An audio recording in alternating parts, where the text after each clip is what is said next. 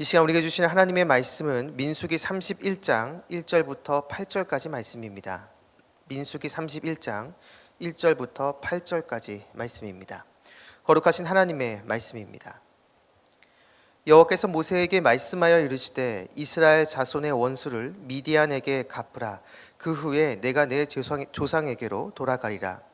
모세가 백성에게 말하여 이르되 너와 함께 있는 사람들 가운데서 전쟁에 나갈 사람들을 무장시키고 미디안을 치러 보내어 여호와의 원수를 갚되 이스라엘 모든 지파에게 각 지파에서 1000명씩을 전쟁에 보낼지라 하매 각 지파에서 1000명씩 이스라엘 100만 명 중에서 12,000명을 택하여 무장을 시킨지라.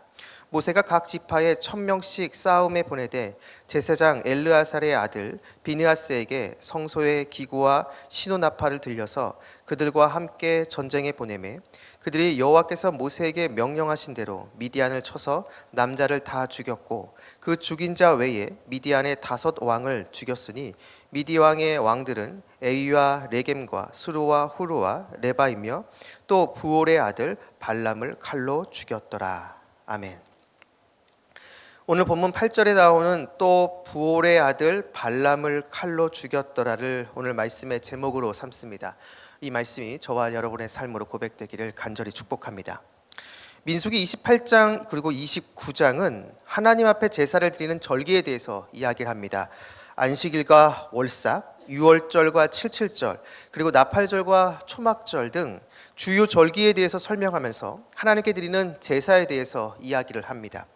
이것을 우리식으로 좀 바꿔 이야기를 하면 하나님께 드리는 예배에 대해서 설명을 하고 있는 것이죠. 그리고 민수기 30장은 하나님께 드리는 서원 이야기인데 이 서원 이야기도 넓게 보면 하나님 앞에 드리는 예배에 속한 것으로 볼 수 있습니다. 그렇게 본다면 민수기 28장부터 30장까지는 이스라엘 백성들이 드려야 하는 예배에 대해서 말해주고 있는 것이고 이것을 조금만 바꿔 이야기를 한다고 한다면 이스라엘 백성들이 하나님 앞에서 온전한 예배자로 서 있어야 함을 말해주는 것으로 볼 수 있습니다. 자, 그리고 나서 오늘 본문 31장이 시작됩니다.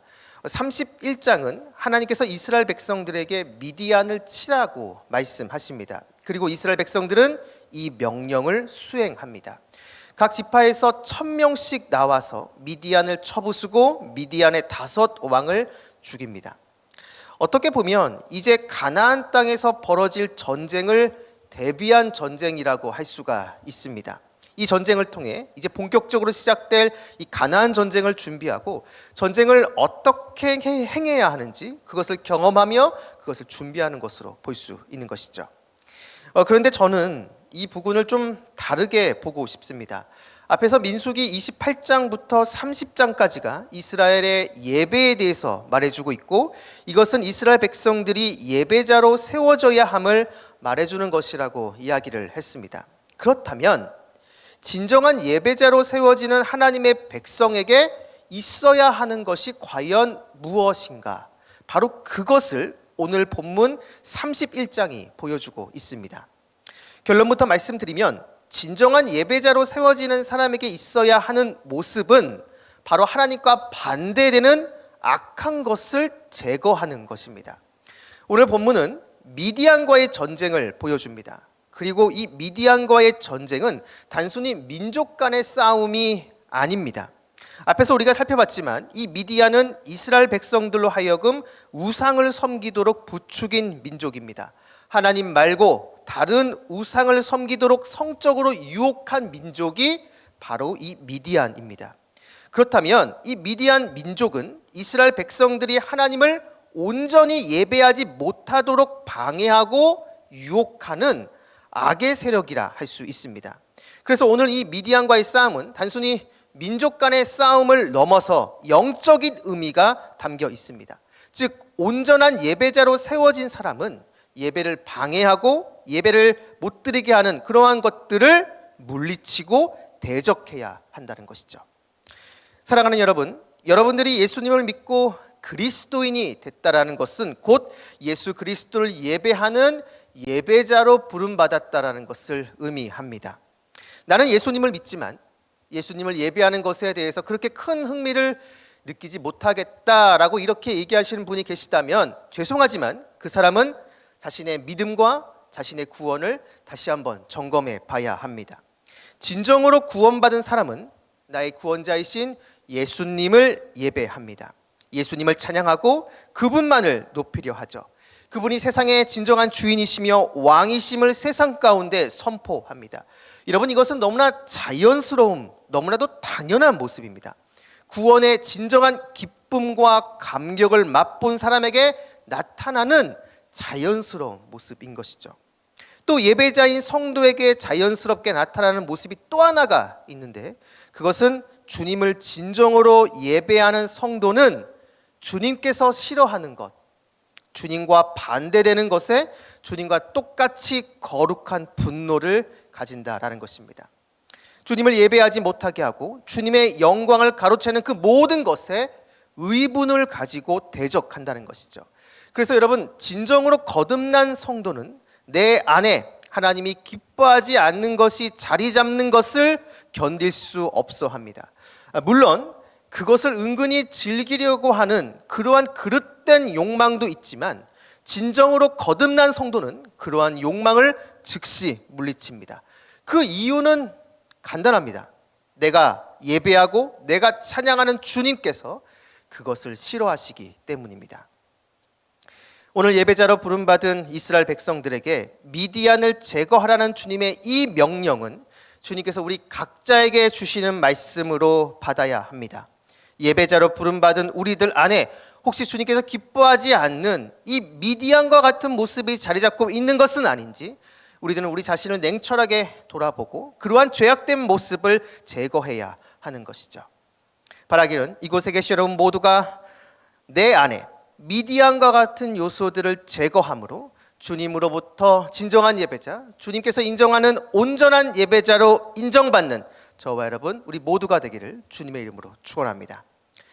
계속해서 본문을 보면 예배자의 또 다른 모습을 본문을 통해서 볼 수 있는데요, 그것은 역설적이게도 이스라엘에게 죽임을 당한 발람을 통해서 배울 수 있습니다.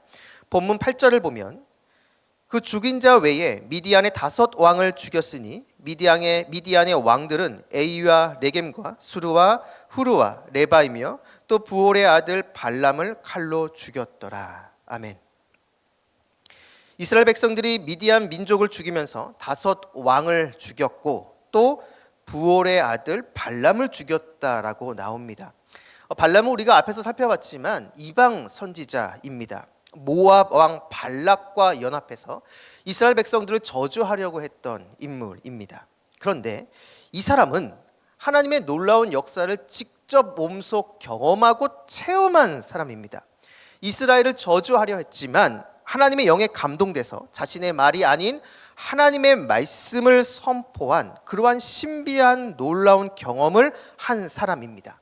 그렇다면 여러분, 다른 사람은 몰라도 이 발람은 하나님을 직접 경험하고 체험한 것을 직접 살아오면서 자신의 과거에서 실제 경험했기 때문에 그 하나님을 경외해야 됩니다. 그런데 발람은 오히려 계략으로 이스라엘 백성들을 죄 짓게 만듭니다. 사랑하는 여러분, 여기서 우리는 진정한 예배자의 또 다른 모습을 볼 수가 있는데요, 우리 모두는 하나님을 예배하는 사람으로 부름 받았습니다. 하지만 그렇다 하더라도 우리가 완벽해지는 것은 아닙니다. 앞에서도 이야기를 했지만 우리 안에 죄악된 유혹이 있을 수 있습니다. 그리고 그 유혹에 걸려 넘어질 수도 있습니다. 그렇게 됐을 때 진정으로 거듭난 성도는 자신의 죄를 즉각 회개하고 다시 그 죄를 짓지 않도록 몸부림치는 사람입니다. 부족하고 연약한 모습이 여전히 있지만 그럼에도 다시 그 죄를 짓지 않기 위해 피 흘리기까지 그 죄와 싸우는 사람이 바로 성도인 것이죠. 그 사람이 진짜 주님을 예배하는 예배자인 것입니다. 그런데 발람은 그렇지 못했습니다. 하나님의 놀라운 역사와 은혜를 직접 경험했음에도 불구하고 하나님이 기뻐하지 않는 일을 행합니다. 발람은 분명 알았을 것입니다. 이스라엘을 유혹해서 죄를 짓게 만드는 것 그 자체가 또 다른 죄인 것을 말이죠. 그것을 알았음에도 발람은 거리낌 없이 죄를 짓습니다. 하나님께서 기뻐하지 않는 것을 분명히 알았음에도 말이죠. 거기에는 어떠한 고민과 고뇌의 흔적이 없습니다. 그냥 너무 쉽게 죄를 짓는 모습입니다. 우리는 이 발람을 반면교사 삼아야 합니다. 죄악과 너무나 쉽게 타협하고 죄에 빠지는 것이 아니라 우리는 나의 일상이 영적인 전쟁터임을 인식하고 죄와 싸우되 피 흘리기까지 싸우는 모습이 있어야 됩니다. 다시 죄를 짓지 않도록 몸부림치는 모습이 있어야 하는 것이죠. 바로 그러한 사람을 주님은 인정하시고 그 사람이 드리는 예배를 주님께서는 받아주십니다. 그 사람이 진짜 구원받은 사람이고 그 사람이 진짜 예배자이기 때문입니다. 사랑하는 말씀상 공동체 성락성결교회 성도 여러분, 예배자인 우리는 우리 안에 주님이 싫어하시는 잘못된 욕망들과 싸워야 합니다. 자기중심적이고 죄악된 모습들과 끝까지 싸워야 합니다.